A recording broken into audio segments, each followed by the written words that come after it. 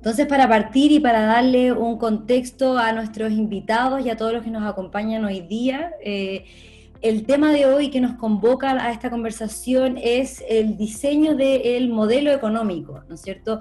Muchas veces se ha escuchado que una de las grandes críticas que se le hace a nuestra Constitución, ¿no es cierto?, es que impondría el modelo neoliberal o el capitalismo o el neocapitalismo, etcétera. En el fondo, una de las grandes contras que tendría nuestra Constitución actual sería el modelo económico que está establecido. Y sin duda alguna que las constituciones establecen ciertas ideas, principios y marcos, y por eso estamos hoy día acá, para que conversemos no solo de esta constitución, tratemos de despejar quizás algunas nociones sobre ella, sino que también que nos cuestionemos el día de mañana, si es que nos embarcamos en el camino de una nueva constitución, un reemplazo constitucional, ¿no es cierto?, que nos cuestionemos quizás qué instituciones, marcos, principios, reglas esta debería contener. Entonces, como les contaba, para eso estamos hoy día junto a José Francisco García, el Cheche, ¿no es cierto?, como más conocido, que le damos la bienvenida. José Francisco es abogado, magíster y doctor en Derecho, profesor también de Derecho UC, y con Matías Petersen. Matías es doctor en Economía Política y magíster en Filosofía, y también investigador senior de Idea País, ¿no es cierto?, de nosotros, y también en Signos de la Universidad de los Andes. Me presento también, voy a estar moderando esta interesante conversación. Soy Magdalena Ortega, para los que no nos conocíamos de antes, directora de Formación y Servicio Público de Idea País. Entonces, para empezar, darles una muy buena bienvenida a ustedes que están hoy día con nosotros, y quizás partir contigo, Cheche, para que nos des tus ideas iniciales en estos primeros 5 o 6 minutos. Yo cualquier cosa les voy contando del tiempo. La idea es que, para que nuestro público sepa, que den las primeras ideas iniciales, después que haya una conversación, y vamos a dar un espacio final de preguntas para el público, y por eso los dejamos muy invitados a que en la sección de preguntas y respuestas puedan dejarnos todas sus dudas que vamos a tratar de abarcar hoy día en esta conversación. Entonces, sin más, Cheche, te doy la palabra. Genial. Bueno, muchas gracias, Mane, por la invitación. A Idea País, a Matías, un gusto compartir esta conversación con ustedes dos. Bueno, la historia del constitucionalismo es la historia de la constitución política. La idea de que las constituciones establecen las reglas de la convivencia democrática, establecen las instituciones fundamentales, los poderes del Estado, sus límites, y garantizan nuestros derechos. Esa idea de constitución política tuvo 100 años hegemonía. A comienzos del siglo XX, los debates en torno a la cuestión social hacen que algunas demandas o elementos del constitucionalismo social sean parte de las constituciones, y en parte la Constitución del 25 chilena es hija de ese movimiento también, ¿no? Hay grandes discusiones, si uno lee las actas, el presidente Alessandri cita él mismo a León Duguit, digamos, y a las discusiones sobre la función social de la propiedad. Es muy interesante ese debate, es muy interesante la ascendencia intelectual del presidente Alessandri. Nota al pie, es como un presidente que nosotros conocemos podría ir a la convención a tirar su idea y exponer largamente respecto a los contenidos de cada uno de los puntos de la Constitución. El presidente Alessandri lo hizo con gran finura, digamos, ¿no? Y luego las constituciones de la posguerra son constituciones que comienzan a incorporar reglas económicas. Eso es válido en Alemania, en Italia, y luego, por supuesto, en las constituciones de las épocas de los regímenes de facto o a la democratización. En los 70, estoy pensando en España, Portugal, y también es hija de ese debate la Constitución chilena. El profesor Sea muy tempranamente habló de la Constitución plena, que era la idea de que la Constitución tenía una dimensión política, histórica, económica y social. De hecho, ese concepto de Constitución plena permitió el nombre y la conferencia principal de la Jornada de Derecho Público en nuestro país el año 78, que él las preside, digamos, sobre esta idea, la Constitución plena. Y de ahí nos acompaña este concepto. Ahora, ha pasado, por supuesto, 40 años después de eso. Y hoy día una de las críticas importantes que se le hacen a la Constitución es que la Constitución abrazaría con algún partisanismo o con alguna parcialidad un determinado modelo de Constitución. Se le ha cuestionado a esta Constitución por ser neoliberal o subsidiaria. Yo creo que en ese argumento crítico hay un 50% que tiene razón. Hay otro 50% que la práctica constitucional ha echado por la borda, digamos, ¿no? Es cierto que algunas de las políticas socialdemócratas que se han intentado impulsar en los últimos años en el país han sido objeto de un debate constitucional en el Tribunal Constitucional. Hay otras que no, hay mucha mitología también, hay sectores que se han encargado de construir un mito en esta materia, pero es verdad también que se ha construido una cierta interpretación exagerada, digamos, ¿no? Ahí con Matías escribimos un muy buen libro editado por Pablo Ortúzar, y yo creo que una de las sobre subsidiariedad, y ahí me parece que queda muy claro también una cierta interpretación como media libertaria o extraordinariamente, ¿cuál sería la palabra técnica? Digamos, ¿no? Una interpretación, digamos, excesiva de la dimensión negativa de la subsidiariedad, que yo creo que ni siquiera Jaime Guzmán tenía en su horizonte. Entonces han sido como sus intérpretes los que llevaron más lejos que el propio maestro las interpretaciones. Y esto no es solo respecto a algunos constitucionalistas de la Facultad de Derecho de la Católica, que son, por así decirlo, sus discípulos, sino especialmente profesores guzmanianos, pero en otras áreas también, en derecho administrativo, en derecho económico, como que se le carga las tintas a algunos constitucionalistas de la Facultad de Derecho de la Católica, pero en realidad hay otros exponentes en otras facultades de Derecho que siguieron esa interpretación como libertaria de la subsidiariedad, que en parte ha sido un poco boba y en parte ha sido técnicamente muy deficiente, ¿no? ¿Y por qué me parece importante esta crítica? Y con esto termino. Porque hoy día estamos debatiendo, entonces, por así decirlo, la crítica a la Constitución neoliberal o subsidiaria tiene una cierta base, yo diría el 50% correcto. O sea, hay fluorescentes azules en la actual Constitución. Pero cuando uno escucha a estos críticos, a quienes grimen este argumento, uno dice, perfecto, yo parcialmente estoy de acuerdo contigo, revisemos esto, digamos, ¿no? O si pensamos en la nueva Constitución, evitemos estos fluorescentes. Pero la alternativa que se pone sobre la mesa es un constitucionalismo neoliberal o subsidiario de signo contrario. Esto es, un constitucionalismo súper, digamos, solidario o un constitucionalismo de estado de bienestar, como si fuera neutral eso, digamos, ¿no?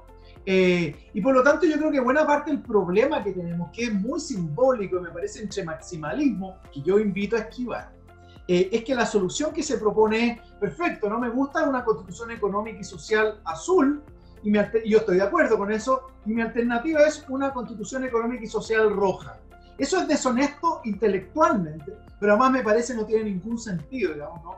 De ser viable bajo el esquema de hoja en blanco y 2/3. Así que yo creo que ahí vamos a tener que tener un buen pacto constitucional. Y me parece que por así decirlo, quienes quieren poner en la Constitución sus programas económicos y sociales favoritos, perfecto, esa es una muy mala idea para la Constitución, propóngalos como programas políticos, vaya a las elecciones, gane las elecciones e impleméntalo en políticas públicas. Pero la Constitución no es el lugar para poner sus banderas económicas y sociales favoritas.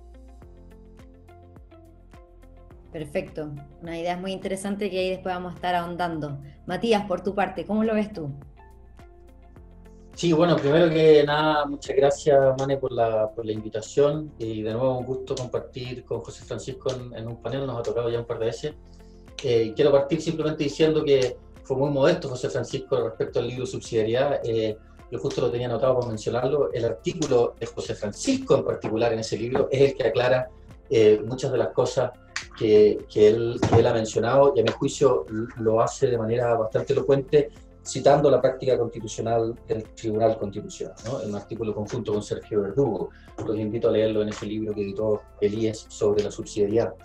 Yo, para no repetir algunas de las cosas que ha dicho José Francisco, con quien estoy en básico acuerdo, diría yo, en líneas generales, yo miraría un poquito más hacia adelante, ¿no? Para complementar lo que ya se ha dicho.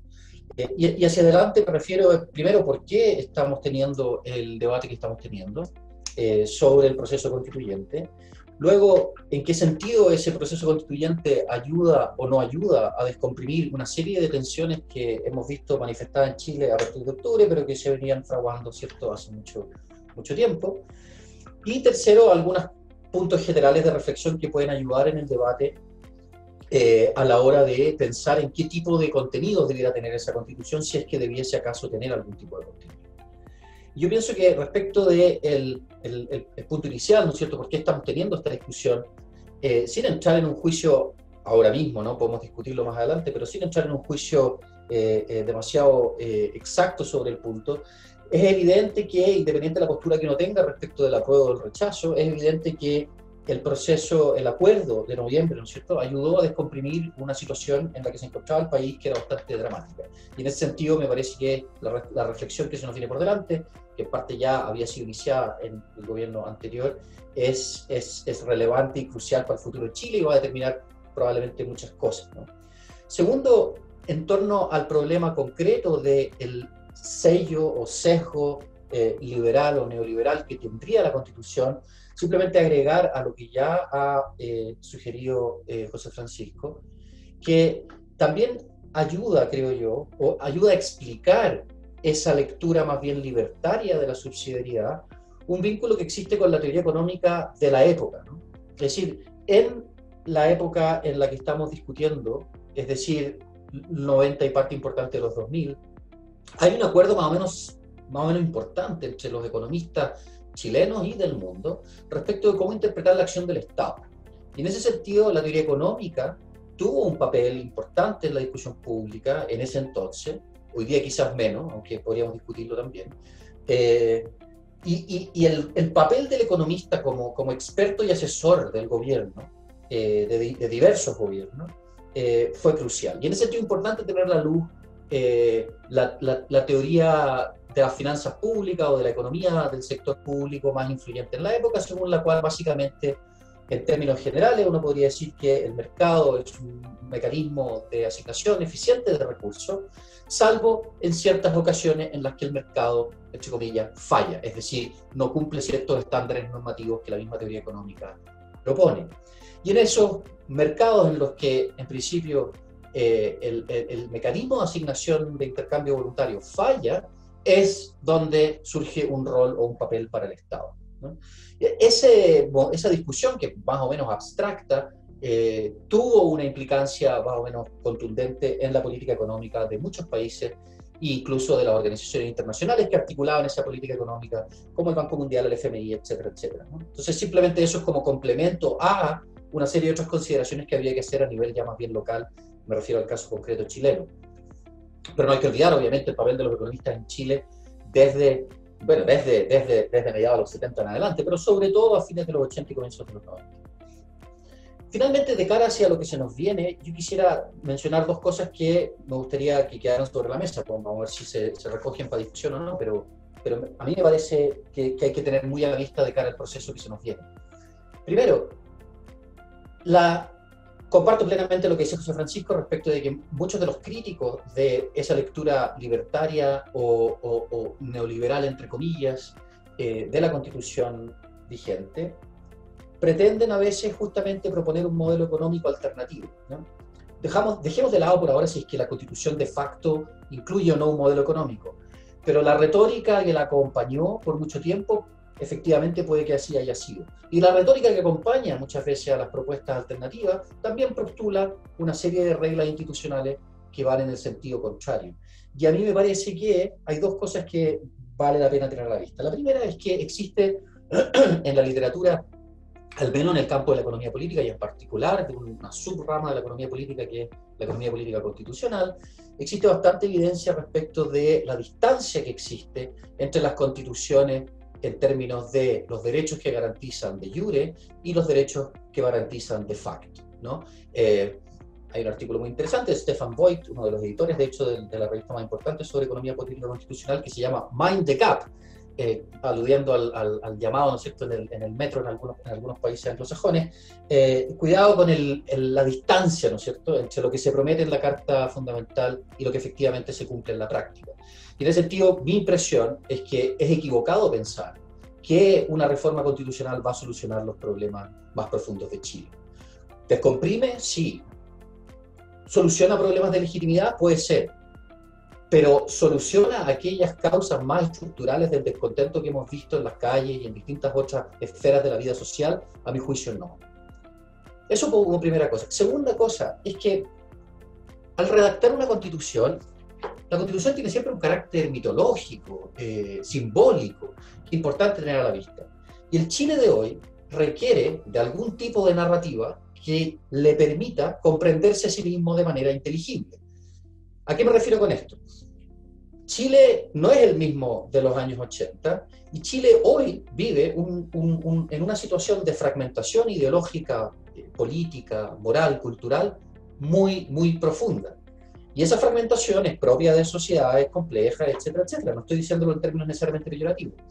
Dicho eso, con ese trasfondo de fragmentación en términos de ideas y principios de lo que es la vida buena, digámoslo así, mi impresión es que lo que mejor se ajusta a ese estado de cosas es una constitución que nos permita coexistir pacíficamente, sin necesariamente tener que agarrarnos del moño, ¿no es cierto?, por un determinado modelo económico, porque además dichas discusiones son eminentemente políticas y son mejor y más productivamente llevadas a cabo, a mi juicio, en sede específicamente política. Como decía Cheche, bueno, monte un partido, gane las elecciones y juegue en esa cancha, ¿no? Pero mi impresión es que es peligroso intentar en la situación que vive el país una constitución maximalista, ¿no? Ya sea en sentido económico, ya sea en sentido, en diversos sentidos, en sentido valórico, en lo que sea, ¿no? Mi impresión es que el estado del país no admite una constitución que pretenda entregar demasiado contenido programático y que ese contenido programático, ojalá el énfasis esté puesto en la estructuración y en la articulación de nuestras diferencias políticas, de manera que el sistema político permita efectivamente, que fue algo que no logró hacer, como vimos en el año pasado, canalizar las inquietudes de los distintos sectores que son representados en la sociedad chilena. Y con eso ya prometo que me callo. Perfecto, muy interesante. Estamos recogiendo un par de los puntos de los que ustedes han dicho. Cheche, ¿quieres reaccionar? Sí, quiero meter la cuchara. Que, sí, Matías me ha generado un par de puntos, no para hacer contrapuntos, sino que también para sumar ideas. Me acordé de una de los desafíos, creo yo. Ahora estoy en unas semanas más, parece una pequeña promoción, pero en unas semanas más voy a sacar el segundo volumen de mi tradición constitucional de la Católica, que es ahora del 67 al 2019. Lo hago porque en realidad también toma todo este periodo y trata de ser razonablemente contingente, pero en lo que importa, más allá del autobombo, les agradezco el me hayan dejado. Jaime Guzmán enfrentó además dos debates que yo creo que para una casa con idea país es bien importante tenerlo a la vista. Una de las críticas que se le ha hecho a la articulación de Guzmán de la subsidiariedad es la falta de conexión con el principio de solidaridad de la doctrina social de la Iglesia, ¿no? Pero yo investigando, la verdad es que es una crítica injusta. Creo que se la hace Daniel Mansubi en su libro, digamos, ¿no? De la transición. Y es algo injusta por lo siguiente. Yo lo pongo como un punto sobre la mesa a explorar, digamos, ¿no? A los críticos de Guzmán. No quiero defender a Guzmán, pero después de leer todo el material me hizo un poco de sentido. El principio de solidaridad entra a la doctrina social de la Iglesia en forma muy tardíamente y con una encíclica de Juan Pablo II. Yo la fijaría hacia fines de los 80. Guzmán ya tiene resuelto su articulación de la subsidiariedad. Entonces, yo creo que esa crítica de la falta de articulación, yo mismo siempre lo había pensado, me parecía como algo razonable, pero investigando bien, no me queda tan claro que la solidaridad era relevante como un principio técnico de cuando uno lee la doctrina de la Iglesia. Y es más bien articulada hacia finales de los 80 por Juan Pablo II. Y lo otro es que también Juan Pablo II también hay que estudiar su rol intelectual y político, ¿no? Porque él quizás fue el más procapitalista de varios papas, digamos. Me parece que Jaime Guzmán también tiene eso en la cabeza, digamos, ¿no? Y de ahí su afición por Novak. O sea, hay una articulación del catolicismo, que es lo que más le importa a Guzmán, ¿no? Respecto a la subsidiariedad, que es más compleja. Yo no quiero zanjar este debate, pero yo simplemente quiero abrir luces a gente que yo sé que se toma muy en serio el principio de solidaridad y su articulación con la con la subsidiariedad. Y el otro punto que quería tomar de Matías son las narrativas con las que llegamos a la Convención Constitucional si gana el apruebo, ¿no? Y yo creo que ese es un punto súper interesante. Yo creo que hay problemas de legitimidad sociológica en la actual Constitución, hay un problema de tecnología institucional. No es que sean neutrales, pero que discutamos el régimen de gobierno, yo estoy de acuerdo, la forma de Estado unitario descentralizado a full, o Estado regional. Está bien, podrán haber camisetas intensas, pero son menos intensas que las de las constituciones económica y social, creo yo. Yo los veo como problemas tecnológicos, pero evidente que tienen un sustento político fuerte. Pero las narrativas, digamos, sobre los ideales regulativos de justicia o normativo, ahí llegamos, claro, con varios enfoques. A mí me parece por lo menos lo siguiente. Uno es el de, llamámoslo así, el liberal, digamos, de permitir bajo una sociedad moderna y plural el desarrollo de proyectos autónomos de vida, digamos, ¿no? Bajo igual consideración y respeto, y eso tiene un montón de vértices, digamos. Hay otro que es el retomar el debate del malestar, que es básicamente la demanda progresista y el debate de la desigualdad. Porque es cierto que el debate constitucional tiene mucho de volver sobre el debate de malestar que estamos desde la revolución universitaria del 2011, ¿no? Todavía hay mucho de eso. Se escribió mucho y hoy día está en buena parte del debate que hoy día tenemos la continuidad del debate del malestar. El otro es que hay una narrativa que puede ser, por así decir, la media tecnocrática, de derecha, digamos, ¿no? De que la falencia del Estado y los servicios públicos ya topó fondo, y nuestros servicios públicos en materia de educación, salud, bueno, pensiones, es un desastre y no está siguiendo a Carlos Peña a la altura de la modernización capitalista. O sea, tenemos un mercado súper sofisticado, tenemos una individuación sofisticada del primer mundo, pero no tenemos un Estado y un servicio público a esa altura, digamos, y hay que hacer un ajuste en la Constitución. Hay otra lógica también progresista como de sustentabilidad ambiental. Yo creo que todas esas narrativas son potentes. Ahora, yo quiero poner sobre la mesa, y con esto termino, otra narrativa, que es la de y por eso me gusta una constitución democrática o con vocación minimalista, porque apunta, me parece a mí, el diagnóstico más importante, digamos, la principal falencia. Es verdad que todos dicen que la principal falencia es el Estado social, los derechos sociales. Yo creo que no, y por lo que decía Matías, yo lo comparto. O sea, aquí nosotros tenemos un desafío enorme por rehabilitar lo político, la política, el concepto de representación política, y junto con ello la regla de mayoría. Uno de los problemas que tiene esta Constitución es que no tiene vocación democrática. Y no es que sea una Constitución tan larga, si uno podría ponerla, digamos, en términos de articulado, y es de moderada a minimalista. El minimalismo no es un problema de tener 30 artículos o de 7 como la norteamericana, no es ese el problema, no es un problema de extensión.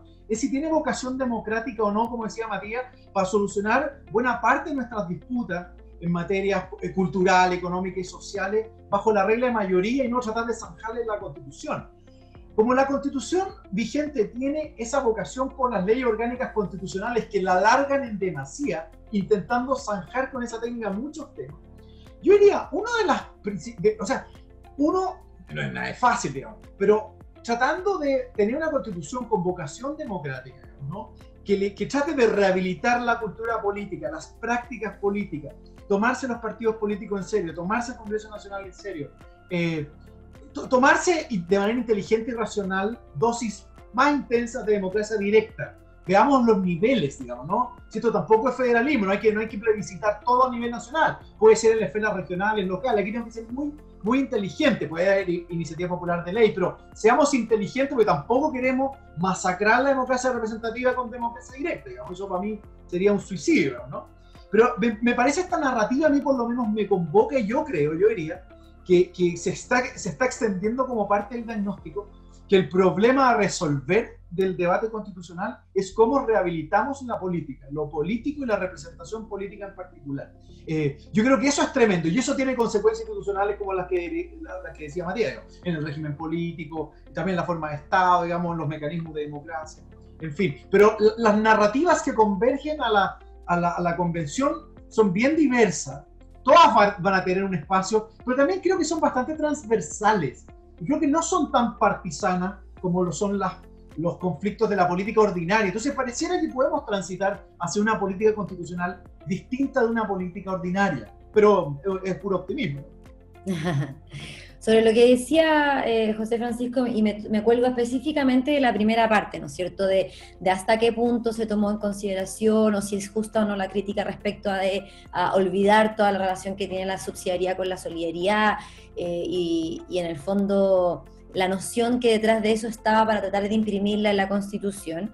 La pregunta acá de cajón, entonces, ¿creen ustedes si es que efectivamente o no esta Constitución preestablece algún modelo o de alguna manera o hasta cierto punto? Y si es que no o sí, ¿hasta qué punto ese preestablecimiento, ¿no es cierto?, original, que por supuesto uno podría decir todas las constituciones son hijas de su momento y contexto histórico, ¿no es cierto?, pero no son tampoco estáticas? ¿Creen que si es que efectivamente se establecía un modelo, fue mutando, ha ido cambiando, o si es que no lo establecía, quizás la práctica lo hizo? En el fondo, ¿cómo creen que juegan esas dos cosas? Matías, ¿qué opinas? Sí, yo creo que son varias cosas, ¿no? Por un lado, ¿se escucha bien o no? Porque me saqué el audífono y cambié el micrófono, ¿sí? Ok. Perfecto. Yo creo que por un lado hay que distinguir entre las causas más profundas entre los distintos factores que explican la continuidad y discontinuidad de un texto constitucional, por un lado, y por otro, sobre las percepciones que tiene la gente en general respecto de la legitimidad de una constitución. ¿A qué voy con esto? Que en el fondo es cierto que la Constitución puede considerarse, como tal como decía Cheche antes, ¿no?, en un 50% esa crítica de que de algún modo preestablece ciertas condiciones puede ser cierta, pero ojo que no las establece desde el punto de vista exclusivamente económico, sino que las establece con mecanismos políticos que permiten, mecanismos políticos, jurídicos, con reglas institucionales en general, que permiten asegurar ciertas configuraciones institucionales en la prestación de servicios en particular, de cualquier servicio en particular, ¿no es cierto? Entonces, los resguardos respecto a la propiedad privada, la posibilidad de revisión constitucional, son una serie de mecanismos que, si bien no apuntan a un modelo económico concreto, sí obviamente favorecen ciertas configuraciones económicas versus otras. Dicho eso, yo pienso que, y en ese sentido, la crítica que se hace muchas veces a la articulación realizada por Guzmán, yo estoy de acuerdo con lo que decía Cheche, ¿no? Es injusto apelar al principio de solidaridad, una articulación que es previa a los 80, ¿no es cierto? La encíclica Solicitud Rei Sociais, donde está más bien explícito el principio de solidaridad, o aparece prefigurado, ¿no es cierto?, es justamente posterior a los 80. Dicho eso, también es cierto que yo distinguiría, ¿no es cierto?, desde el punto de vista más bien de la tradición social cristiana, una cosa es si es que puede o no puede haber en sectores de la derecha una falta de énfasis en la solidaridad, y a mí me parece que lo hay, independientemente de lo que haya pensado Guzmán. Hay que distinguir eso respecto de si es deseable o no es deseable que en el proceso constitucional se instaure un modo concreto de entender la solidaridad. ¿Se entiende, no? Porque justamente implica de nuevo otro tipo de cómo pasar revancha, en base a lo que hablábamos antes, de proponer una alternativa del polo opuesto, ¿no? Eso, obviamente, sin menospreciar el principio de la solidaridad, todo lo contrario. Justamente, además, hay que reconocer que al interior de la tradición social cristiana hay distintas concepciones de lo que es la solidaridad, o al menos distintos énfasis puestos en esa misma solidaridad. En lo personal, por ejemplo, yo pienso que la solidaridad puede implicar efectivamente una acción más decisiva del Estado en una serie de materias, pero implica también principalmente la revitalización de cierto tejido social que permitía esa solidaridad, entendida como principio general de que somos todos responsables de todo. El profesor, y hoy día más bien político que profesor, el profesor Fernando Atria, ¿no es cierto?, piensa que el principio de solidaridad, entendido como lo entiende el socialcristianismo, es compatible con el principio que él llama el principio socialista de que somos todos responsables de todo. Pero la concreción institucional que él tiene en mente es muy distinta, ¿no es cierto? Es el régimen de lo público, es prestación de derechos sociales garantizados o algo análogo. Yo pienso que, asumiendo perfectamente el principio de que somos todos responsables de todo, me parece que hay otros mecanismos que van más de abajo hacia arriba que de arriba hacia abajo para alcanzar, digámoslo así, niveles de solidaridad más altos al interior de la sociedad chilena. Dicho eso, y con esto cierro, o me callo al menos por ahora, yo pienso que el modo en que llegamos narrativamente, como decía Cheche, a la constituyente actual, va a afectar bastante a como especie de trauma que tenemos respecto del Estado subsidiario de la Constitución vigente. Yo pienso que no tenemos demasiado que hacer en términos del debate público para matizar sí, bien digo, para matizar el juicio respecto de qué tanto consagra o no un modelo económico a la Constitución actual. Yo creo que esa es una percepción que está muy instalada. Lo que yo sí creo que me parece más efectivo es tratar de poner sobre la mesa qué tan deseable es que haya una Constitución o buscar una Constitución que busque hacerle contrapeso, digámoslo así, a la historia reciente de Chile, más que, por el contrario, lo que a mí me parece más relevante y más urgente es lograr ponernos de acuerdo en ciertos mecanismos institucionales concretos de manera tal que la política pueda canalizar las inquietudes tan diversas y tan a veces contradictorias entre sí que hemos visto manifestadas por la ciudadanía desde hace mucho tiempo, pero con mayor énfasis desde octubre del año pasado. Tú, Cheche, ¿cómo lo ves tú? Tú, por partir, ¿no es cierto?, por tu opinión respecto de si efectivamente consagra o no, y recoger también la pelota que deja Matías, ¿no es cierto?, sobre lo que se viene para adelante, algo que ya hemos dicho más o menos a grandes rasgos, pero, por ejemplo, incluyendo acá el qué implicaría o qué tensiones quizás se quiere para adelante dejarían que se consagren ciertos principios o marcos, ¿no es cierto?, como hoy día lo conocemos como el orden público económico, o se dejen completamente abiertos, ¿no es cierto?, sin ni siquiera, por ejemplo, leyes de quórums más altos para tratar de sustraerlos del vaivén, quizás como muchas veces se ha hablado en un país que viene, ¿no es cierto?, y que estamos en momentos más o menos convulsionados, y que quizás vamos a mantenernos así aún durante la discusión constitucional. De acuerdo. Oye, si tuviera que hacer un chequeo, me imagino que los que nos están mirando no todos son abogados, expertos constitucionalistas, economistas, políticos como Matías. Pero en el fondo lo primero que hay que explicar es que una cosa es el texto y lo otro es que lo que se llama la constitución no escrita o la práctica constitucional, ¿no? El continuo de leyes, interpretaciones, actos que se hacen en concordancia a este texto. Entonces a veces alguien mira el texto de la Constitución y dice, no está la subsidiariedad escrita, pero eso no es relevante. Y no es relevante de respecto de nada. Podemos tener prácticas parlamentarias y tener una Constitución presidencialista. Entonces no dice mucho. Pero cuando uno mira las prácticas, la práctica constitucional, la jurisprudencia de la Corte Suprema, el Tribunal Constitucional, y uno ve dónde están los fluorescentes hoy día en la Constitución económica, yo diría, están, por ejemplo, en el área de la salud. Eso es muy claro. Hoy día, por ejemplo, tener en Chile el NHS inglés, un sistema de salud completamente público, la posibilidad que pase al Tribunal Constitucional y sea declarado inconstitucional es alto, bajo la regla actual. El derecho de propiedad es completamente estrambótico lo que tenemos, digamos, ¿no? A nivel de derecho comparado somos una rareza, seamos honestos, ¿no? En materia de Estado empresario, las reglas de Estado empresario son bastante ridículas también, digamos, ¿no? Eso es rara, y no hay planificación económica tampoco, ¿no? Cualquier constitución europea, que también, de nuevo, no miren las constituciones, sino que la práctica constitucional, Alemania, España, Suecia, no tienen constituciones que consagren el estado de bienestar, pero su práctica política ha generado estados de bienestar, que es algo que yo creo, a todo esto, que va a pasar en Chile, pero tenemos que ser capaces de separar el pacto social contingente del pacto político a largo plazo. Esa trampa es una que estábamos ahí, como hay varios cazabobos dando vueltas. Por otro lado, la libertad económica, por ejemplo, a pesar de que es una economía, digamos, de mercado robusta, la libertad económica como garantía constitucional no ha tenido mucho desarrollo.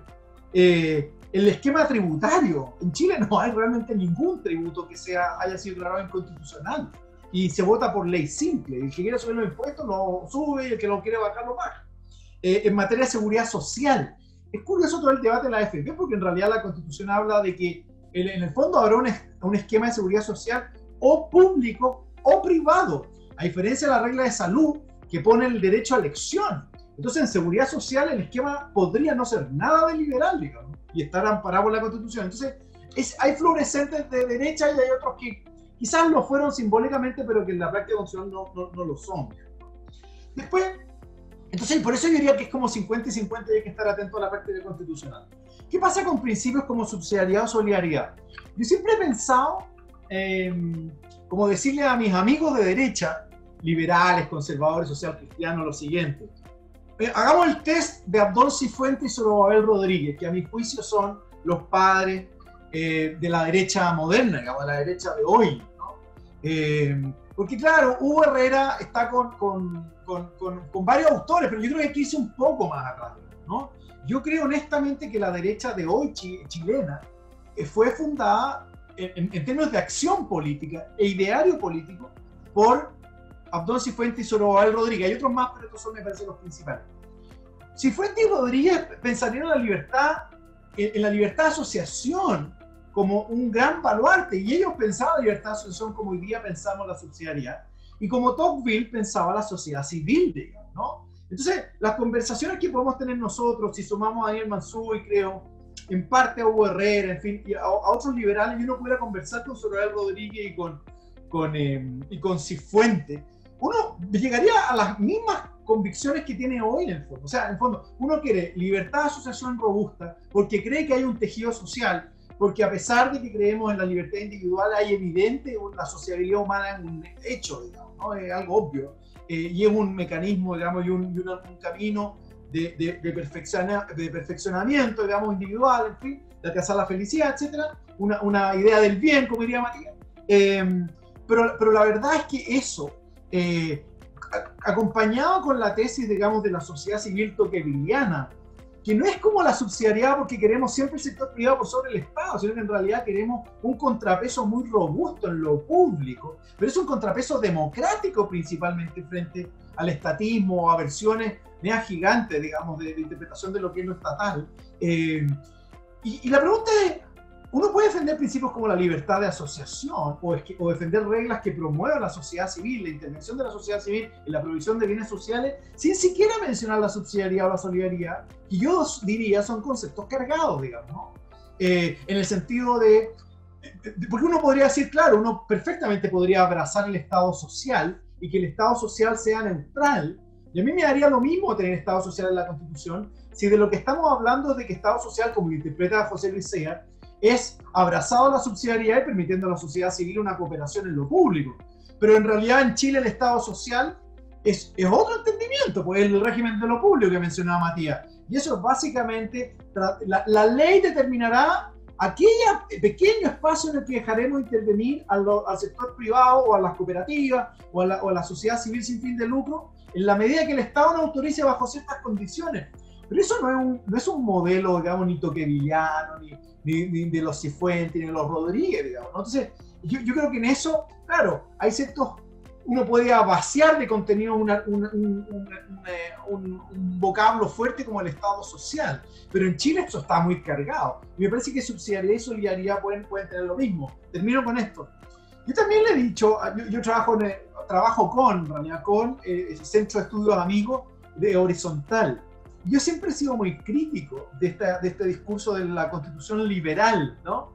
Porque pensando hacia el futuro, no creo en estos apellidos, digamos, ¿no? O sea, puedo crear una Constitución republicana, democrática, minimalista en la forma, pero los términos que he explicado antes, que no es la Constitución de Estados Unidos, pero no mucho más. Esta idea de llegar como con la camiseta del Colo, la Chile, Unión Española y Santiago Wanderers a la convención, como con preferencias normativas, es como seguir en modo política ordinaria y no política constitucional. Entonces, yo también creo que también varios tenemos que bajar la ansiedad y el uso de los principios, con esto termino, tiene que ser con mucha moderación, porque no es lo mismo abrazar el Estado de Derecho, la democracia constitucional, en el fondo, no sé, la transparencia, la probidad, la dignidad humana fuerte, digamos, ¿no? La autonomía personal, asociativa, familiar, digamos, ¿no? Que ponernos nuestros principios políticos favoritos, digamos, para eso están sus textos, escriban todos los textos que quieran, digamos, ¿no? Escribamos columnas con nuestra preferencia normativa, pero en realidad seamos más modestos a la hora de poner principios en la Constitución.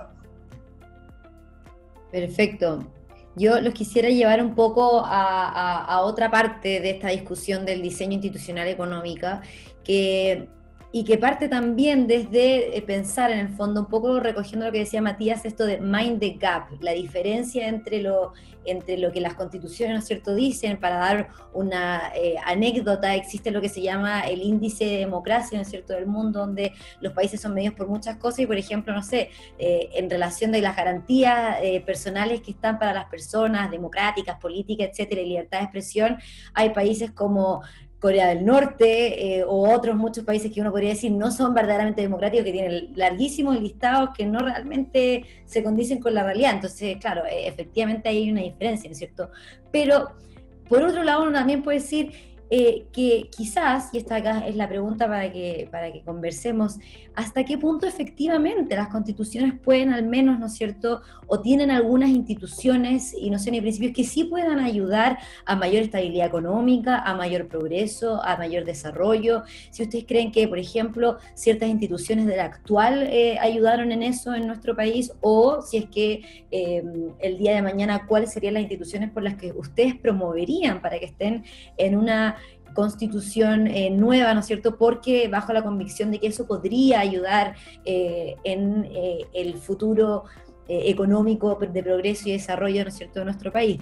Y de acá recojo una de las preguntas del público, ¿no es cierto?, que dice de qué manera se puede generar ciertas diferenciaciones económicas, percepciones culturales de la economía para permitir un modelo que continúe en la senda del desarrollo y que uno, ¿no es cierto?, matices más, matices menos, sabemos que en los últimos 30 años en Chile ha ido mejorando, alejado quizás de los traumas culturales que ciertos principios llevan aparejados, ¿no es cierto?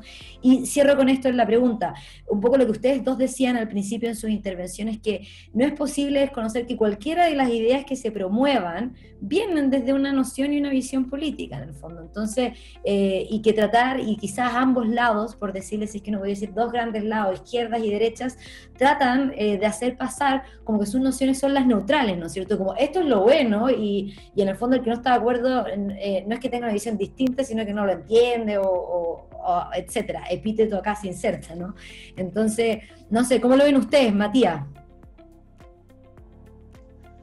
Sí, gracias, muy buena pregunta. Es complejo en varios sentidos, pero yo diría básicamente tres cosas, ¿no? Primero, volver sobre, simplemente para tratar de complementar, sobre la discusión entre solidaridad y subsidiariedad y su papel, eventual papel en un debate constitucional. Me parece que estando de acuerdo que pueden ser conceptos que tienen una carga normativa fuerte, yo siempre trato de explicar, en fin, cuando converso con mis amigos socialcristianos, también con mis amigos críticos del sector más liberal, etcétera, que dichos conceptos son primeramente, antes que un concepto normativo, son conceptos explicativos del orden social. Y entonces, independiente de la concreción institucional que uno le quiera dar, hay ciertas realidades de una vida política cualquiera que esos conceptos quieren iluminar, ¿sí? Y el concepto de la subsidiaria lo que quiere iluminar es que hay ciertos fines que son propios de sociedades más pequeñas, digámoslo así, y la solidaridad quiere enfatizar el hecho de que hay una responsabilidad mutua entre todos nosotros, en parte en el orden puramente natural, desde el punto de vista así más secular, porque somos todos iguales en dignidad, y para el perteneciente a la tradición social cristiana, en parte porque hay una comunidad sobrenatural, ¿no es cierto?, en términos de un destino común. Ahora, dicho eso, yo pienso que me parece perfectamente posible intentar explicar dichos conceptos, solidaridad y subsidiariedad, por ejemplo, en clave que sea inteligible para sectores que piensan distinto. Y en ese sentido quisiera retomar una cosa que decías tú, Man, en tu pregunta respecto de la neutralidad de los principios con los que vamos a una discusión constituyente. Yo pienso que no es posible de facto que esos principios sean completamente neutrales, pero sí me parece tener algo parecido a lo que los rawlsianos llaman una especie de consenso sobrepuesto, ¿no es cierto?, o solapado, en la que distintas posturas convergen en una serie de reglas institucionales que les permiten coexistir de manera sensata. Hace poco nosotros en Idea País salió esta revista nueva, ¿no es cierto?, Raíces. Yo trataba de hacer un contrapunto ahí entre la deseabilidad desde el punto de vista de la tradición social cristiana, autores como Belloc, Chesterton, etcétera, de una difusión más amplia de la propiedad privada, y su completa compatibilidad, digámoslo así, con la noción de la democracia de propietarios rawlsiana, ¿no? De hecho, Rawls toma el término de un MP escocés que a su vez toma el término de velo. Entonces tampoco es que la influencia sea nula, ¿no? Esto es solo como un ejemplo para mostrar que es posible dialogar sobre ciertos principios del orden social que podemos expresar de diverso modo, pero en los que yo creo que sí podemos llegar a acuerdos importantes. Luego, respecto de la segunda parte de la pregunta, si te entendí bien, tiene que ver con posibles reglas institucionales que favorezcan, digámoslo así, el desarrollo del país. Y en ese sentido, de nuevo, la práctica, es decir, la investigación contemporánea es muy amplia y sería imposible resumirla en un contexto como este, pero simplemente mencionar un par de cosas, ¿no? Desde por lo menos los años 2000, fines de los 2000, mediados de los 2000, perdón, se publica un libro muy importante de dos economistas, ¿no es cierto?, Persson y Tabellini, que hacen una especie de resumen general respecto de los efectos que tienen distintas reglas en el desempeño económico de un país y también en el gasto social de un país. Ejemplos concretos: el gasto público, ¿no es cierto?, es cerca del 6% del PIB, más bajo en regímenes presidenciales que en regímenes parlamentarios. O el estado de bienestar es cerca de 2-3% más bajo en regímenes presidenciales. O los regímenes presidenciales parecen tener menores niveles de corrupción, etcétera, etcétera, ¿no? Todos esos descubrimientos o empíricos, digámoslo así, hay que obviamente indagarlos con mayor profundidad y hay una discusión enorme en la literatura contemporánea al respecto, no lo vamos a zanjar acá, pero sí hay ciertos indicios, al menos en la investigación contemporánea, de que hay ciertas reglas institucionales que favorecen el crecimiento. Un ejemplo muy elemental y muy básico, pero no por elemental y básico, es menos, hay que dejar de decirlo, ¿no? Que es que en una sociedad compleja como la que nosotros vivimos, independiente de las diferencias que podamos tener, yo creo que un principio elemental es que el mercado es un elemento fundamental en cualquier organización, en cualquier orden social complejo. El mercado entendido ampliamente, entendido como aquel lugar en el que habitan una serie de formas institucionales concretas, organizacionales, perdón, concretas, la empresa con fines de lucro, la empresa sin fines de lucro, la mutual, la cooperativa, etc. Pero el intercambio económico mediante precios es un elemento central de cualquier ordenamiento político contemporáneo. ¿En qué sentido, en qué extensión, qué límites tenga? Bueno, lo podemos discutir. Pero lo menciono simplemente al pasar porque no es despreciable la cantidad de personas que tienen cierta voz pública que tienden a ser bastante optimistas respecto de la organización social de ciertas transacciones sin recurrir al mecanismo de precios, ¿no? Eso solo para poner un ejemplo así muy, muy elemental. Pero en términos más generales, no sabemos muy bien cuáles son los efectos concretos de distintas reglas institucionales en el desempeño económico de largo plazo de los países. Lo que sí sabemos es que hay elementos muy, muy, muy compartidos, creo yo, donde podría haber un acuerdo bastante sensato respecto de la importancia, de nuevo, de los mercados y de la propiedad privada entendida en un sentido amplio, ¿sí?, con su rol social, etcétera. Y también de ciertos mínimos en materia, particularmente en las materias donde somos más indigentes como seres humanos, ¿no? Salud y luego nuestra vejez. Los mecanismos mediante los cuales podamos asegurar dichos mínimos podemos discutirlos ampliamente, pero de que algún tipo de, no sé si garantía es la palabra concreta, pero de que algún tipo de acuerdo al menos sobre aquellos mínimos que son acordes o compatibles, digámoslo así, con una noción fuerte de la dignidad humana, yo creo que en eso también podemos tener no solamente acuerdos más o menos transversales, sino que hay evidencia internacional que sugiere que esos mínimos ayudan, favorecen, promueven, digámoslo así, el desarrollo de los países. Perfecto, muchas gracias. Cheche, ¿qué opinas tú de eso? Y te meto dos cosas más en el mix, por decirlo de una manera. Ruggiero Cosi nos pregunta, ¿qué nos parece la idea de recoger, por ejemplo, algunas garantías específicas, por ejemplo, en materia de inversiones locales y extranjeras, quizás el concepto de expropiación indirecta, o recordando también, ¿no es cierto?, que en Europa, a raíz de muchas de las consecuencias que tuvieron los estados sociales de derecho, se empezó a incluir de manera muy común, ¿no es cierto?, la regla de equilibrio fiscal, que se consideraba como una regla que quizás podía contraponer o ser de buen contrapeso a esta noción de estado social. Nociones que ponemos sobre la mesa, pero en particular, ¿cómo lo ves tú? Sí,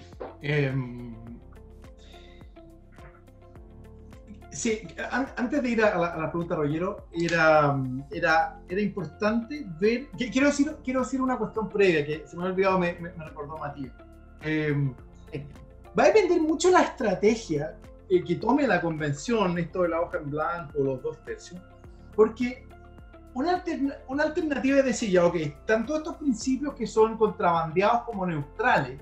Ahora, yo no creo que las constituciones tengan que ser neutrales, ¿eh? Tienen que ser, digamos, fuertemente comprometidas con el Estado de Derecho, con la democracia constitucional, con una democracia competitiva, con los derechos de las minorías. O sea, hay que ser muy cuidadosos en esto. O sea, hay neutralidades que no son toleradas por la Constitución, por eso tenemos constituciones, digamos, ¿no? Ahora, claro, hay algunos que no quieren que sea neutral respecto de su modelo favorito, economía-mercado, ¿no? Claro, eso no es algo, eso no es neutral, digamos, ¿no? Y para lo mismo para los que quieren una economía súper regulada, ¿no? Pero otra estrategia posible, esa sería mi visión, pero es obvio que otra estrategia posible, y lo vemos en el constitucionalismo comparado, es el que en el fondo la manera de articular los acuerdos es vamos a tomar todo de todos. Entonces podemos tener una constitución que tenga un Estado social y democrático de derecho y que abraza o se manifiesta a través del principio de subsidiariedad y solidaridad. Ese modelo yo no lo puedo descartar para nada, es un modelo que uno le tiene que asignar una alta probabilidad. Ahora, eso no necesariamente significa que va a ser una constitución maximalista, puede serlo, pero sí una constitución que abraza muchos principios a la vez. Ahora, el problema de este esquema es que al final le van a entregar al juez constitucional y a los jueces en general el que haya cherry picking respecto a cada uno de los principios para resolver distintos casos o que el legislador quiera. Pero la idea de poner muchos principios, incluso algunos de ellos contradictorios, es una estrategia perfectamente probable, digamos, y plausible, digamos, ¿no? Yo no la descartaría para nada bajo la actual regla en que hay que conseguir 2/3, digamos, ¿no? Eso para los de ustedes que digan, chuta, la subsidiariedad, la solidaridad no queda en la Constitución. No lo sé, tiene una alta probabilidad de que quede todo en la Constitución, digamos, ¿no? Ahora, lo segundo, yo estoy de acuerdo con la idea, Matías, del fondo de ir a los bienes primarios rawlsianos. O sea, aquí hay argumentos social cristianos, conservadores, progresistas y liberales para establecer que en el fondo los proyectos autónomos de vida, individuales o asociativos, para que sean realmente tomados en serio, a la altura de la demanda de la igual dignidad y bajo condiciones de igual consideración y respeto, requieren ciertos mínimos sociales exigentes, ¿no? Y aquí hay distintas estrategias. Uno pensaría en la Constitución alemana, por ejemplo, pero en la federal. La estrategia es un compromiso con el Estado social, no con derechos sociales, pero un compromiso con el Estado social fuerte para que el ejercicio de las libertades positivas berlinianas, en el fondo, no garantice ciertos mínimos. Y esos mínimos son sociales, exigentes, y son parte, digamos, de un Estado social robusto, pero entendido políticamente, no en la Constitución, pero con una directriz en la Constitución. Pero ese es un compromiso con mínimos sociales exigentes al servicio del ejercicio de lo que nosotros llamamos derechos civiles y políticos. Eso es súper importante. Los derechos sociales están al servicio de garantizar las libertades. El otro modelo es el español, que claro, el modelo español, por ejemplo, tiene un modelo de directivas políticas, política económica y social, donde tiene todo lo que nosotros llamamos derechos sociales, ellos lo llaman directivas de política social, pero ojo, que la libertad económica y la economía de mercado en España está completamente al servicio de la planificación económica y no tiene el estatus que tiene en nuestro país, digamos, ¿no? Y ese es otro modelo. Pero claro, no hay garantía judicial respecto de estos principios económicos y sociales. Termino un ejemplo más, la Constitución suiza. La Constitución suiza tiene objetivos sociales, deberes del Estado en varias materias, pero dice que no son justiciables y que en el fondo son mandatos de optimización alexiano en distintas materias, digamos, ¿no? Pensiones dignas, etc. Entonces, nosotros tenemos que avanzar un poco más. La Constitución actual maltrata los derechos sociales, ¿verdad? Les da un trato secundario. Y obviamente con un Estado, digamos, famélico, servicios públicos muy pobres, digamos, muy asimétrica las experiencias que tienen las distintas familias chilenas, digamos, para el ejercicio y disfrute de estos mínimos sociales. Claro, ahí tenemos que meterle, digamos, cirugía mayor. Yo creo que también se relaciona con el tipo de Estado que se puede construir desde la Constitución. Pero yo creo que este compromiso con mínimo social exigente, con bienes primarios rawlsianos, no es un fin en sí mismo, sino que tiene que estar al servicio de esas otras ideas, ¿no? Y yo creo que eso va a ser un gran acuerdo. Y me parece que con eso, si además se satisface, me parece, el principio de solidaridad que muchos buscan, y por otro lado, y en la medida en que permite la apertura al sector privado o a la sociedad civil sin fines de lucro, también garantiza, me parece, la subsidiariedad. Y eso va a ser una conversación. Con esto termino. Yo creo que lo difícil va a ser un discurso que diga que hay que ir a la desmercantilización. O sea, porque uno podría decir con Matías, perfecto, dejemos áreas reservadas al mercado y con reglas más exigentes respecto al Estado empresario. Y la otra es, saquemos completamente a cualquier cosa que sea en el sector privado o sociedad civil, incluyendo sin fines de lucro, de la provisión de ciertos bienes sociales valiosos. Esa pelea, claro, esa pelea va a ser extraordinariamente ideológica, digamos, ¿no? Y sería muy poco sensato que alguien tratara de imponer algo así como el régimen de lo público con este muro de Berlín, un nuevo muro de Berlín. Eso sería un retroceso, ¿no? Pero creo que en el fondo quienes persiguen fines subsidiarios, solidarios, y un Estado social razonable, digamos, ¿no? Yo escucho que hay varios mecanismos que lo van a permitir. Perfecto. Ya hemos pasado acá la etapa de ir respondiendo a poco las preguntas del público. Tenemos un espacio para unas 2 o 3 preguntas más y los invitamos a los que les interese que sigan mandándolas. Y quisiera pasar para que quizás ahondemos un poco más en qué significarían estas nociones de constitución minimalista, que entiendo que ambos desde sus propias veredas y quizás con matices consideran que es un poco lo mejor dado la fragmentación que hoy día nos caracteriza quizás como sociedad, lamentablemente. Rodrigo García en ese sentido dice: ¿qué tan buena idea es tener en verdad una constitución minimalista en Chile si las constituciones minimalistas parecerían más ser propias de países anglosajones que tienen diferencias abismales, culturales e históricas con nuestro país, en el fondo?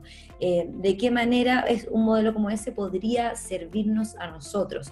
Yo creo que ahí se rescata un punto que a mí me parece interesante, sobre todo desde la noción, ¿no es cierto?, de no tratar de trasplantar, por ejemplo, instituciones o principios, etcétera, solamente porque en otros países han funcionado, como, no, es que X institución funciona bien en Finlandia, hagámoslo también en Chile, ¿no es cierto? Entonces, quizás ahí puede haber una tensión, no sé cómo lo ven ustedes, y quizás podemos ahondar un poco más en qué consideran ustedes, ¿no es cierto?, que sería esto propiamente tal como una constitución minimalista.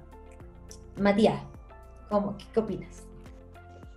Sí, bueno, en principio yo creo que las razones que me llevan a mí en lo personal a ser escéptico de una constitución más bien maximalista son súper pragmáticas, ¿no? No tienen que ver necesariamente con cuestiones como de principio. Primero, yo tengo un pequeño matiz ahí respecto a la pregunta. No me parece que las constituciones minimalistas sean principalmente anglosajonas, ¿no? Hay que ir a mirar el Constitutional Project, Comparative Constitutional Project. Hay de todo ahí, hay bastante de todo. Es cierto que hay ciertos ideales constitucionales que apelan a la retórica anglosajona, particularmente americana, pero yo no creo que sea algo privativo de esa tradición. Eso por un lado. Y con eso simplemente quiero hacer ese matiz, pero recojo completamente el punto, que no se trata de importar, digámoslo así, modelos que puedan ser muy distintos culturalmente a los nuestros. Aunque dicho sea de paso, la constitución alemana, por ejemplo, versus la práctica constitucional alemana, y esa distinción importante que hacía Cheche, la diferencia es bastante importante. Y además es importante tener a la vista que la constitución alemana surge en un contexto bastante traumático, ¿no es cierto? Y por lo tanto explica en parte lo minimalista que puede ser en cuanto a su texto mismo, pero explica la evolución futura de ese texto. Y nosotros tenemos que tener a la vista eso. O sea, lo que nosotros tenemos por delante es un proceso sobre el cual se ciernen grandes expectativas respecto de solucionar problemas políticos concretos y sociales muy apremiantes. Y mi impresión es que una constitución maximalista no va a lograr solucionar esos problemas, sino que los puede trabar aún más. Eso por un lado. Y por otro, yo pienso que un contraargumento interesante es el tema de la estabilidad, ¿ya? O sea, yo reconozco que una constitución minimalista que deja mucha libertad a la discusión política puede generar ciertos altos y bajos en términos de estabilidad política, certidumbre, certeza jurídica, inversión, etcétera, etcétera. Eso es verdad, es así, ¿no? Sin embargo, yo creo que es justamente en la sabiduría con la que se escogen las reglas del sistema político, las reglas electorales, etcétera, etcétera, en la medida en que uno puede mitigar potenciales inestabilidades a futuro. Y esto lo digo de cara a que ojalá este proceso constituyente, en la medida en que gane el apruebo, podamos pensarlo a largo plazo, o sea, a 40 años, 50 años, a 30 años. Pero si nosotros ponemos una constitución maximalista, que de algún modo es una revancha respecto a la constitución previa, vamos a tener de nuevo ciertos problemas, tensiones sociales importantes a futuro. Entonces a mí me parece que las razones son más bien pragmáticas, en mi caso al menos, las que me llevan a ser escéptico de una constitución maximalista. Y mi impresión, y esto es completamente sesgo profesional, es que yo creo bastante en lo definitorio que pueden ser las reglas institucionales, políticas en particular, respecto al desempeño económico-social de un país. Y en ese sentido, creo que si sabiamente escogemos y nos ponemos, logramos poner de acuerdo en principios de tanto del sistema político, sistema electoral, que logren canalizar o articular, digamos así, nuestras diferencias políticas, a mí me parece que eso es más importante que lograr ponernos de acuerdo en cosas más concretas, como por ejemplo, en fin, garantías a ciertos tipos de inversión, algún tipo de modelo de estado de bienestar en concreto, etc. Dicho sea de paso, los estados de bienestar, con todas las grandes figuras intelectuales que hay detrás de su justificación y de su funcionamiento, etc., se ven enfrentados hoy día a problemas financieros reales, y en ese sentido también hay que ser súper pragmático y súper realista. Muchas veces se califica, hay un trabajo de un sociólogo finlandés que se utiliza mucho para justificar esto, ¿no?, de Gösta Esping Andersen, donde se explican las distintas trayectorias de los estados de bienestar europeos, etcétera, etcétera.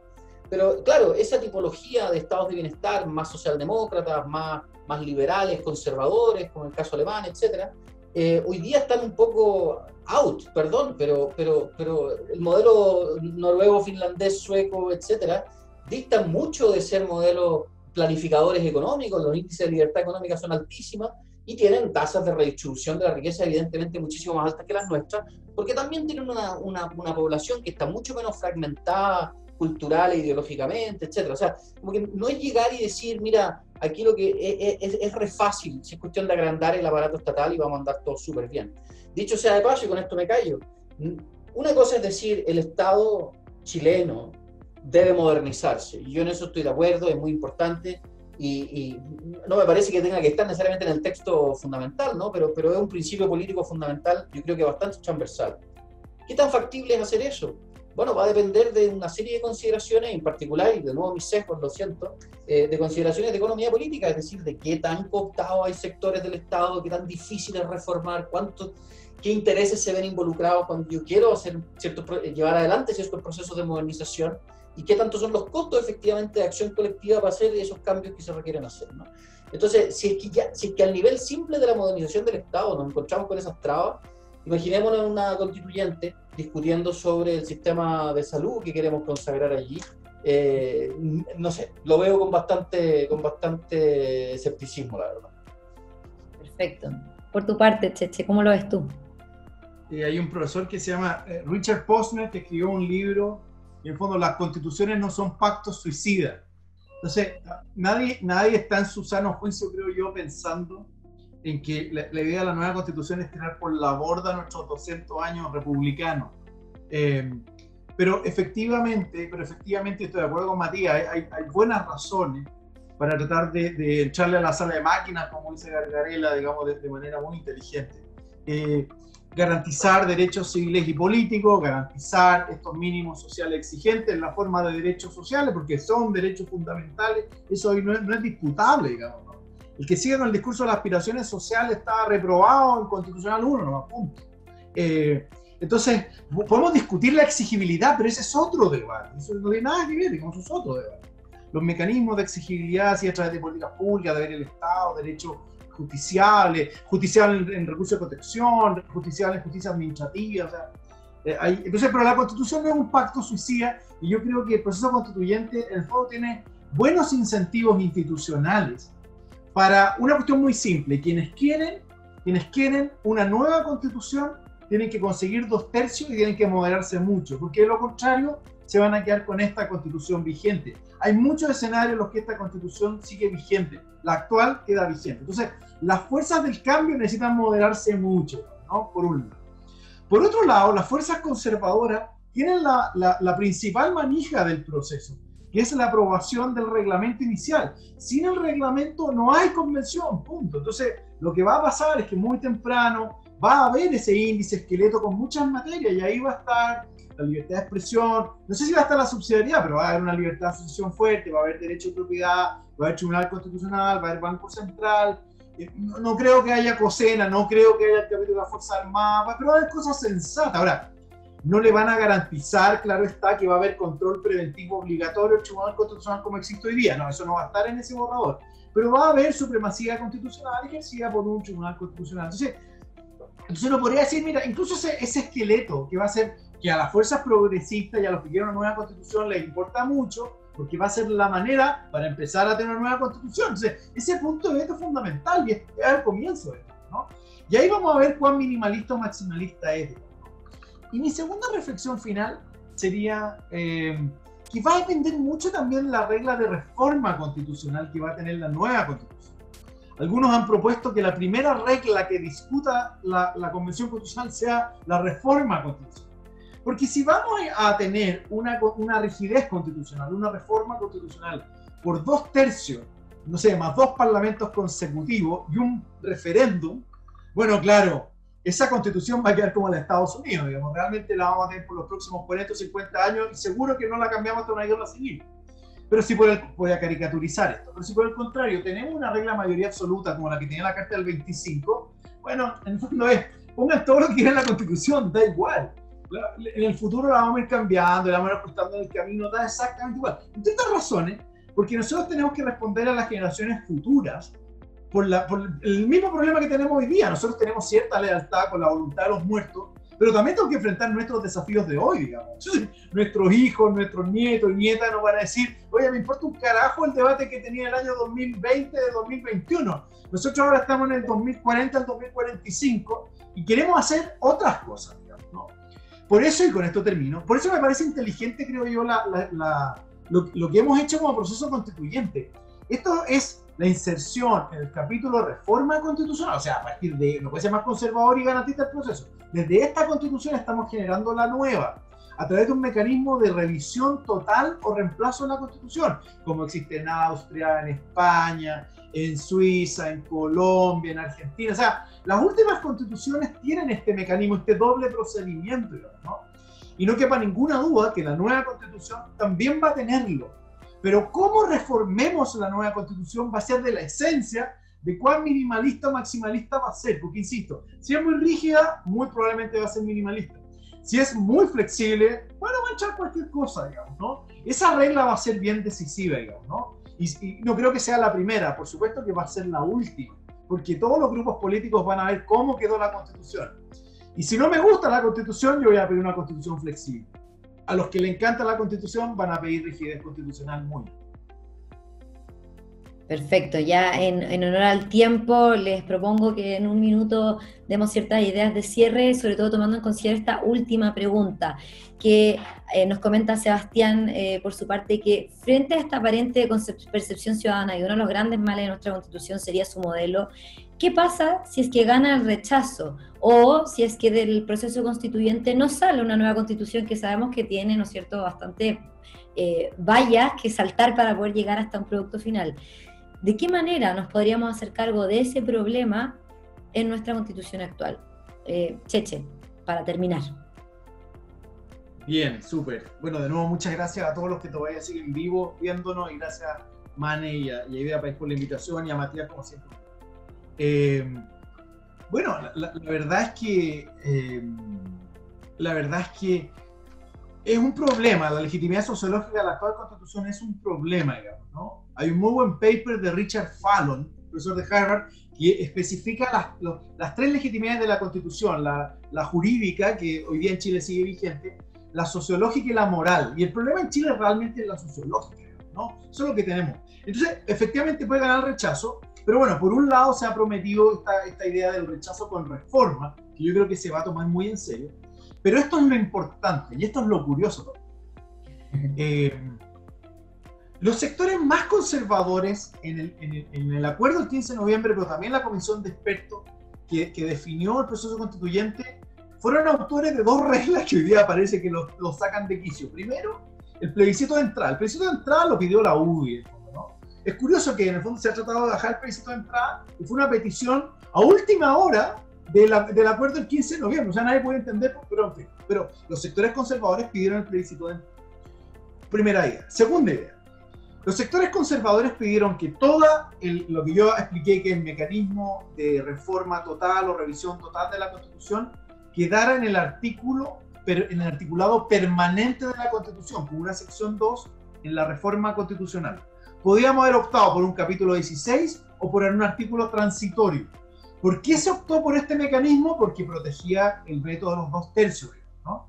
Porque los articulados transitorios requerían 3/5 y era debatible si el capítulo 16 nuevo requería 3/5 o no. Bien, los sectores conservadores dijeron, no, aquí artículo permanente. ¿Y qué es lo interesante si uno mira esto como una evolución? Perfecto, puede ganar el rechazo, pero como el botón de apretar un proceso de reemplazo total de la Constitución está en la parte permanente de la Constitución, esto en 5 años más, en 10 años más, perfectamente se puede apretar play al proceso constituyente de nuevo, ¿no? Entonces, en el fondo uno dice, pero ¿cómo si ganamos el rechazo ahora? Está bien, pero a lo mejor en 10 años más, perfecto. Ahora, es verdad que hay que hacer algunos ajustes porque está hay fechas, tiene demasiados detalles que habría que actualizar y tendría que haber de nuevo 2/3 para hacer esas modificaciones, digamos, ¿no? Claro, algún listo va a decir que se requiere un artículo transitorio que por única vez modifica no sé qué cosa. Está bien, eso siempre se va a producir. Pero en el fondo, la revisión total de la Constitución ya está en la Constitución permanente. Y con pocos cambios se puede apretar play de nuevo. Entonces, yo creo que aunque gane el rechazo, esto no quiero tratar de decir, vamos a cambiar la Constitución de todas maneras. No, mi punto no es ese. Mi punto es que puede ganar el rechazo y esto se puede estabilizar, pero quizás en 5 años más, en 10 años más, nuevamente hay un cierto consenso para iniciar un proceso de revisión total de la Constitución. Entonces, sea rechazo con reforma parcial, o sea que en el futuro se active de nuevo el proceso constituyente, yo creo que ya hay un upgrade tecnológico, por así decirlo. Esto está ahí y a lo mejor en el futuro se puede utilizar, ¿no? Y en el corto plazo la Constitución actual se va a legitimar con el rechazo. A mí eso me parece evidente. Y el rechazo con reforma podría estar a esa altura también, digamos, de eliminar la legitimidad sociológica que hoy día tiene, digamos, del crédito. Perfecto, muchas gracias, Cheche, por tus palabras y por tu participación. Matías. Sí, no, muy breve, solamente agregar un poco, enfatizar el último punto, el primer y el último punto que mencionaba Cheche, ¿no? El último punto de su intervención anterior y el último de esta. La importancia de las reglas. Y ahí de nuevo yo tengo una razón ya no de carácter meramente estratégico o programático para inclinarme o preferir una constitución que nos concentremos en lo esencial, sino también de orden moral, ¿no? Y es que las reglas de votación, particularmente las reglas de votación en nuestras metareglas, las reglas sobre el orden político en general, imponen costos a quienes no las suscriben, ¿verdad? Y esos costos pueden ser altos. Es decir, cuando yo meto mi proyecto político en la Constitución, le estoy generando un cierto costo, una cierta externalidad, perdonen el economicismo, a quienes no comparten ese proyecto político. Y en ese sentido, mi impresión es que, dada la fragmentación que vive Chile, es esencial resguardar esa dignidad que tenemos respecto de diferencias legítimas. Yo no considero en lo personal que cualquier proyecto de vida sea legítimo, pero considero que mis razones tengo que hacerlas inteligibles en un público que de facto es muy diverso al que yo pertenezco, ¿no? Eso por un lado. Y respecto a la pregunta de Sebastián, yo concuerdo mucho con lo que decía Cheche, y de hecho yo creo que no tengo demasiado que agregar, sobre todo que Cheche es experto en esto y yo no, en el mecanismo concreto que se ha escogido para reformar la Constitución. Lo que sí me parece importante enfatizar es el aspecto de la legitimidad política de la Constitución. Yo pienso que es poco, en raya para la suma, digámoslo así, en la comprensión sociológica del hombre de a pie chileno, la asociación entre la Constitución y el periodo de crisis que vivió Chile a partir del 73 es más o menos inmediata. Y si gana el rechazo, cosa que estará por verse, ¿no es cierto? No tengo ningún juicio respecto a eso, pero si gana el rechazo, yo no sé qué tan factible es que esa asociación se difumine rápidamente, Y tampoco sé qué tan factible es que los sectores políticos que han visto en el cambio de la Constitución una nueva era para Chile, etcétera, etcétera, se den por vencidos tan pronto, sobre todo si existen ya los mecanismos constitucionales para seguir insistiendo en ese punto. Lo único que me preocuparía a mí sería que una eventual, y esto se ha dado en la historia política de muchos países, un eventual apruebo, o sea, un eventual triunfo del rechazo exacerbe las tensiones políticas de las que hemos sido testigos en el último tiempo. Con esto no quiero decir que sea útil o instrumental que gane el apruebo y que pierda el rechazo, simplemente me parece que el modo en que la élite maneje un eventual triunfo del rechazo va a ser fundamental. Y en ese sentido, si la idea de los que apoyan la idea de rechazo con reforma es efectivamente tomada en serio, yo estaría mucho menos preocupado de si es que esa es pura retórica y efectivamente no se quiere cambiar nada. Si es que no hay señales claras de la élite política respecto a cambios importantes que son necesarios de hacer en Chile, un eventual triunfo del rechazo puede sacar mucho más chispa a un horno que ya está bien caldeado. Perfecto. Bueno, muchas gracias. Queremos agradecerles a Matías, a José Francisco por su muy interesante comentario hoy día, esta interesante conversación, a todos los que estuvieron participando hoy día. Recordarles también que la próxima semana tenemos la sesión de cierre de este ciclo constitucional y de discusión política, y que todas estas sesiones quedan disponibles para que las puedan volver a revisitar y volver a recordar estas interesantes conversaciones en YouTube. Sin duda que estamos frente a grandes procesos, grandes desafíos, e informarnos, debatir, reflexionar forma una parte fundamental de ese, y eso es lo que queremos promover desde Idea País. Así que muchas gracias a todos a nombre del equipo de Idea País, y que estén muy bien. Nos seguimos viendo.